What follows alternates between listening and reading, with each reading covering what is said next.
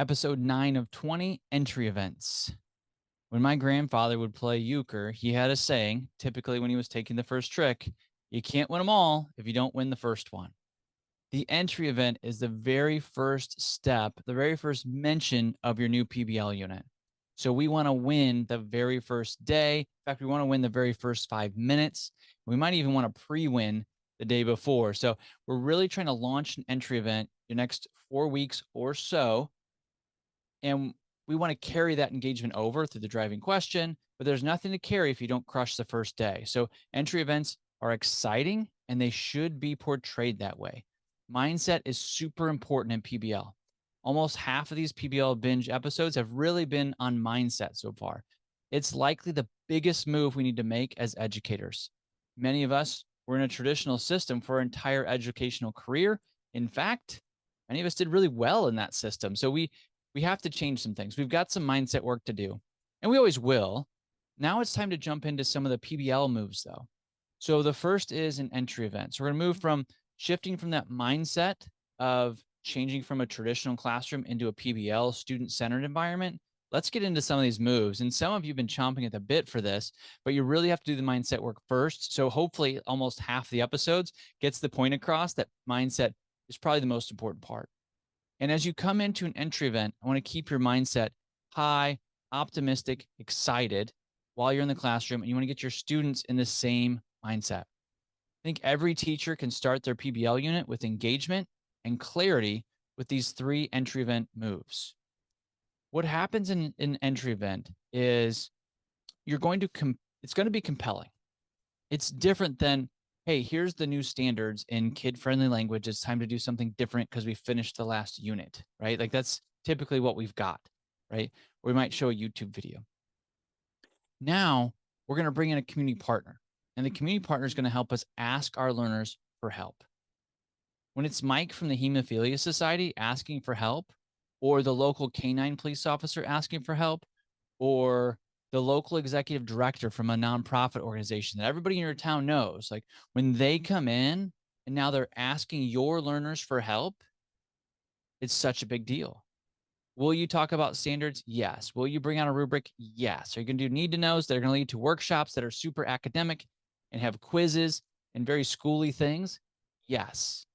But you're not starting there. You're starting with this idea that there's a problem in your town, in your area, and we think that your 3rd graders, your 8th graders, your sophomores, your seniors can solve it. That's exciting. That's empowering. That's giving kids a voice that they don't normally have. Normally, they just kind of walk around, and far too often they're just consuming and not creating. And now we're going to stir the pot and say, hey, we believe in you. We believe in you so much that we're going to ask you to solve this problem. And that's a speech that you could give before your community partner even gets there. Like, hey, Mike from the Hemophilia Society is going to come, and he's got a big problem, and he thinks that you all can solve it. Let's get fired up and do this.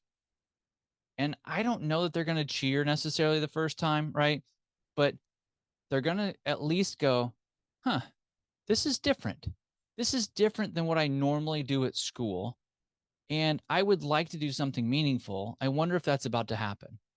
And then Mike comes up and he presents from the Hemophilia Society, and he lays out like, this is the real world problem that's affecting real people, and we need you to help solve it.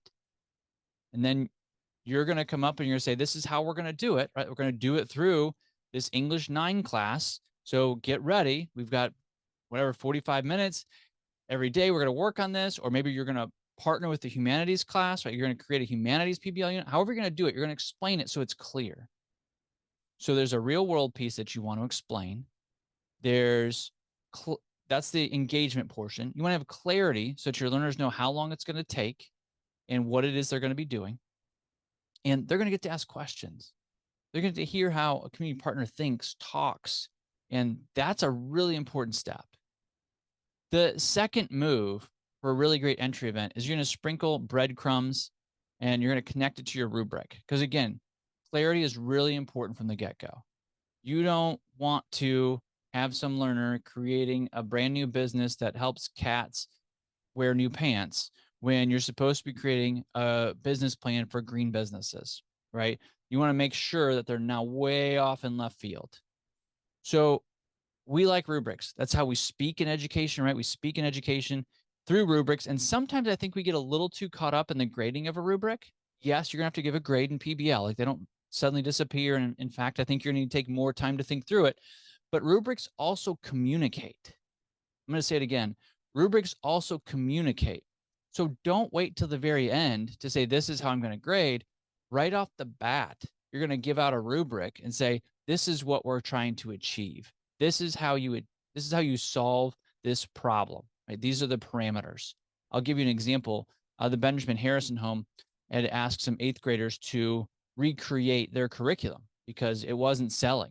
Right? The elementary stuff was happening in schools, and then the Benjamin Harrison home would go to high schools, and that was fine. But nobody was asking for the middle school curriculum. It's like, well, why? Probably because it's boring. So they had middle schoolers redo it, and they had parameters. Right? When the Benjamin Harrison home went into schools, they didn't always have reliable Wi-Fi, so you couldn't rely on Wi-Fi. They only wanted to spend $500 on this work, and it had to hit different standards that happened to align with 8th grade standards, right? So those were parameters that were real that the learners had to abide by. They didn't suddenly have $10,000 to make this thing better, right? So it's okay to have parameters. Creativity lives within parameters. So that's why you bring out the rubric right away. You're going to bring out clarity. It also is going to help you when it comes to need to knows. If you have your learners really looking at that rubric, mark it up, highlight it, use language that is not necessarily kid friendly. That's number 3. This is disciplinary literacy. So don't be afraid to use big words. Disciplinary does not mean like discipline like you're in detention. It means like your discipline of your craft.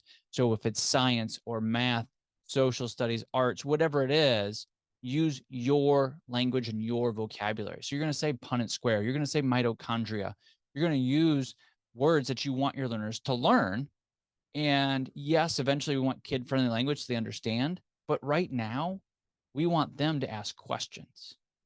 How in the world am I supposed to present on mitochondria? You mean mitochondria? That's right. I don't know what that means. How am I supposed to present on that? Because you're going to tell them, hey, in 4 weeks, Mike's coming back. You're going to present everything you learned to Mike. So again, do you see how everything now has this extra level of importance of why it needs to be done and why it needs to be done with excellence? So you're going to put in all these big words. We're going to call them breadcrumbs because now you're going to ask your learners for need to knows, technically in the next episode. But they're going to get these need to knows because they're going to have questions. Mike's going to get them to a place where it's like, hey, do you guys want to solve this problem? They're going to say, yes, I'm ready to solve this problem. And then you're going to say, well, how are we going to do that? Look at the rubric. This is how we'll do it. What questions do you have on this journey of solving this big real world problem? And they're going to raise their hand. They're going to have all these words they don't know. Are they going to ask, like, who's in my group? Yes. How many points is it worth? Yes. But you're also going to have these breadcrumbs sprinkled throughout your entry event so that they're curious. There's inquiry involved. They're leaning in and saying, wait a minute, I care about this. I actually want to do this, to the point where you say, well, do you want me to do workshops for you so you can learn about it and do this really well? And they're going to say yes. You say, no, Ryan, that can't be. Yeah, it happens. They actually say, yes, I want you to teach me these things so I can solve this real world problem and help people in the real world.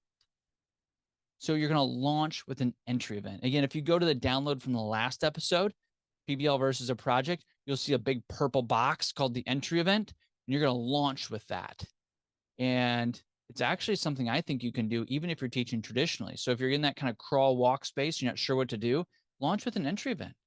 Why not launch your traditional unit with engagement and clarity, right? It makes a ton of sense when you actually sit down and look at it. So when you look at an entry event, there's 3 things. You're going to have a community partner come in because it's compelling. It makes everyone realize that it's real world. You're going to sprinkle breadcrumbs that are connected to the rubric throughout. And you're not going to be afraid to use these big words because you want your kids to use big words. So you're going to really lean into your discipline, whatever that is, whatever your content area is, like, hey, my content area is important and this is how it applies to the world. And I want you to be involved in it. Man, that's exciting, isn't it? It's just super exciting. Even if you're in like an academic silo and you're like, my academics are so important, their content has to be taught. I agree. Like, let's get people excited about it, right? So we're going to wrap it up in this real world problem. And we're going to use the content area to solve the problem. is, if you can't tell, it's starting to get really exciting. So here's what I would like for you to do, if you wouldn't mind. Would you please take 2 minutes to pause and leave a review for this podcast? You've made it about halfway through. You made it through the mindset work. You're doing the hard work to say, hey, I need to change my practice. And I think I could teach the way I've always wanted to teach. Now we're getting into the technical portions. Like, if you made it this far, like, you're going to make it. So would you leave a review so other educators can find this and they can go through the same process? Now, it doesn't have to be a Shakespearean sonnet, and you can always go back and edit your review if you don't like it tomorrow. But the review helps others, inspired teachers like you, find our resources, which honestly makes us all better. Thank you for taking 2 minutes to leave a review. It really means a lot to me. Your PBL is launched. You've done an entry event. Let's ramp up the inquiry and engagement while we have momentum. Tune into the next episode to see how we build culture and sustained inquiry through knows and need to knows.